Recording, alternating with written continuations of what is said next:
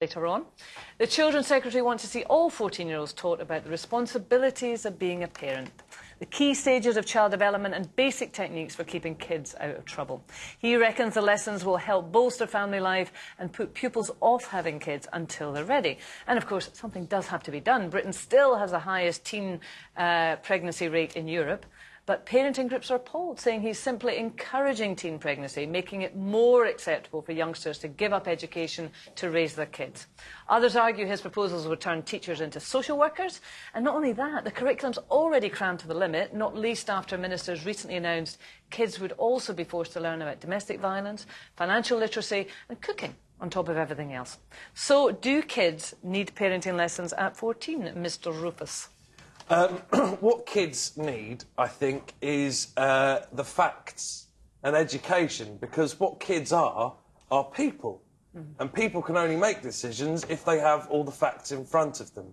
This idea that them being young people means that the moment they hear about it, they're going to do it, is nonsense. But there's so many facts that kids need to learn about. Do they really need to be getting into that area at 14, yes. about being a parent? Yes, absolutely. Why? Well, because what do you then start saying? Like, here is all of life in front of you. Here is your mission to understand how to get on in the world, but we're only going to tell you these bits here. Like, you can explain absolutely everything to kids, but you explain it to them in a way that's relevant to the age they are. However, this story is being covered just as, oh my God, the moment you tell them that's it, they'll do it, they'll run out, they'll do it. Well, that's what some people's fears are. Maybe that's what people think, you know. Yeah, but people are idiots. Well, Hardy, if I may come to you on that point. I think Rufus makes a very good point. I think the issue I've got with this is whose burden is it? Who should be onerated with telling kids about parenting? I come from kind of the Indian side of my culture. It was the extended family that taught you about fiscal management, about family, about how to dress, about how to coordinate lavender and brown corduroy. And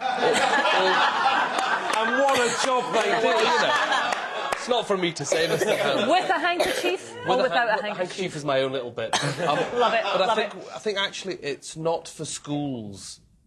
Because I worry more and more that well, that's schools lovely. are If you've got this lovely extended family, Hardeep, and that they are going to be educating you about these things and embracing you with all of these things. But we know that some kids just don't have that, and they're not learning how to parent. In fact, one of the things that's always quoted about some of the social problems that we have is that young people are having children, and the cycle goes on, and they don't actually know how to do it. But there is another part of me that thinks no one's taught an 11-year-old girl in Edinburgh how to have sex, but she's gone and had it anyway. So there's a part of me that thinks laissez-faire. Yeah, but that's fun, I would say. No. I mean, it's but and learning to parent. Let's make that clear. And you know, or it's maybe not so much fun as forbidden to them. It's a bit of a forbidden fruit. But actually, learning then how to look after that child is maybe not so much fun, as I'm sure every.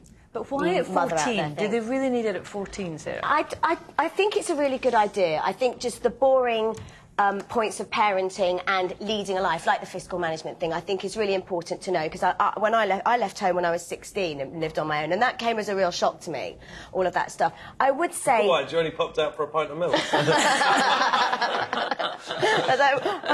much? Door's locked. Yeah. But I will say, the one thing about the teen pregnancy problem we have in this country is, I think, especially for really impoverished families, and it says here that 1 in 62 girls under 16 becomes pregnant in the London borough of Lewisham, compared with in the Cotswolds, where the rate is 1 in every 556. I just think it says a massive amount. And if I was on a sink estate and I'm 14 years old and I get pregnant and my options are have the baby and be cared for by the benefit system, by the welfare state, or go and flip burgers, I know what I'd rather do. It would be a no-brainer, I have to say. Yeah. And I think that needs to be dealt with, as well as the parenting problem when the kids have the parents and don't really know how to parent them properly. Yeah. It's interesting when you say that, because often that argument is reduced to money. Well, it's clearly a financial decision if you're going to get looked after by the benefit system. But there are also people who would say, and I buy into this a bit, that some of these kids, they're looking for someone to love and someone to love them unconditionally. So it's not quite as simple as I'll live on benefits. Yeah, you know? a lot of them have come from maybe abusive backgrounds as well. So, you know, there is...